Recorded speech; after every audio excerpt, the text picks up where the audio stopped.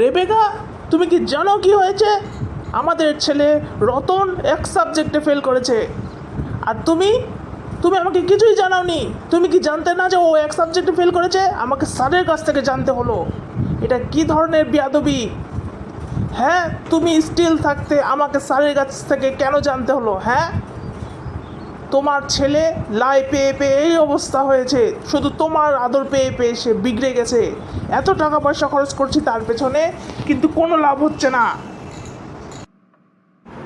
হায় আল্লাহ, কি বলো? আমি সত্যি কিছু জানি না।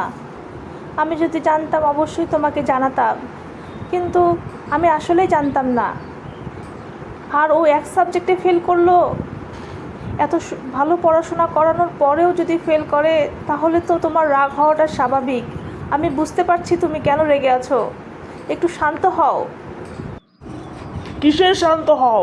আমি কোনোভাবে শান্ত হতে পারছি না। তুমি জানো আমার মাথার ঘাম পায়ে ফেলে আমি টাকা পয়সা ইনকাম করি, শুধুমাত্র কি এইগুলো দেখার জন্য? কত কষ্ট করি আমি তোমাদের জন্য। ওকে কি পরিমাণ সুযোগ সুবিধা দেওয়া হয়েছে, আর বেয়াদবটা কি করলো? সে ফেল করেছে। আমি এখনই যাবো ওর সাথে কথা বলতে।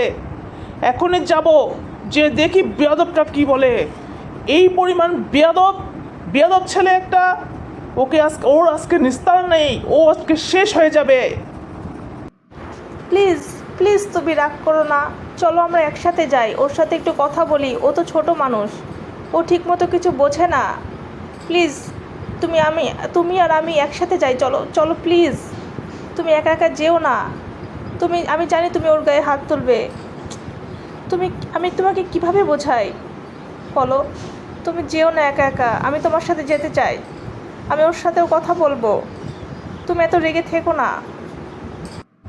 একদমই না। তুমি আমার সাথে একদমই আসবে না, বুঝেছো? এই রুমেই থাকো। আমি ওকে দেখছি, ওর সাথে কথা বলবো। আর বেশি বাড়াবাড়ি করলে ফলাফল কিন্তু একদমই ভালো হবে না, বুঝেছো? রতন, তুমি এটা কি করেছো? তোমার স্যার আমাকে ফোন দিয়েছিল, তুমি নাকি বাংলায় ফেল করেছো। এটা কিভাবে হলো? এক্ষুনি আমাকে উত্তর দাও। আমি এক্ষুনি উত্তর চাই। বাবা, আমি তো ঠিকভাবেই পরীক্ষা দিয়েছিলাম। আমি বুঝতে পারিনি এটা কিভাবে হলো। আর আমি তোমাকে বলার সাহস পাইনি। সত্যি বলছি বাবা। বাবা, তুমি রাগ করো না প্লিজ। কি বলছো এসব? ভালো পরীক্ষা দিলে আবার কেউ ফেল করে নাকি? আমরাও তো পরীক্ষা দিয়েছি, আমরাও পড়াশোনা করেছি। আমরা জানি কীভাবে পরীক্ষা দিলে ফেল আসে। তুমি পড়াশোনাই করোনি, এখন তুমি অজুহাত খুঁজছো।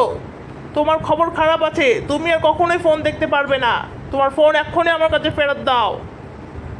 আর পড়ার টেবিল থেকে উঠবে না। আমি যেন সবসময় তোমাকে দেখি যে তুমি পড়াশোনা করছো। আর স্যারের কাছে থেকে যেন ভালো ভালো একটা রিপোর্ট আসে। এরপরে যদি আর কোনো খারাপ রিপোর্ট আসে, তোমাকে আমি শেষ করে ফেলবো। জি বাবা, আমি এখন থেকে পড়াশোনা করব। তুমি আর আমার উপরে রাগ করে থেকো না প্লিজ। আমি অনেক মন দিয়ে পড়াশোনা করব এবং ভালো রেজাল্ট করব। তোমার আর এই অভিযোগগুলি শোনা লাগবে না। প্লিজ তুমি আমাকে ক্ষমা করে দাও।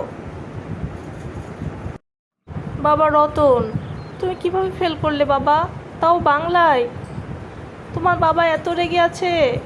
তোমার রুমে তো গিয়েছিল, কি কি বললো? প্লিজ তাড়াতাড়ি বলো। আমি ওনাকে বলেছিলাম যে আমার সাথে যেতে, বাট উনি গেলেন না। উনি নিশ্চয়ই তোমাকে মেরেছে, তাই না? আম্মু, বাবা আমাকে মারেনি, কিন্তু অনেক বকা দিয়েছে।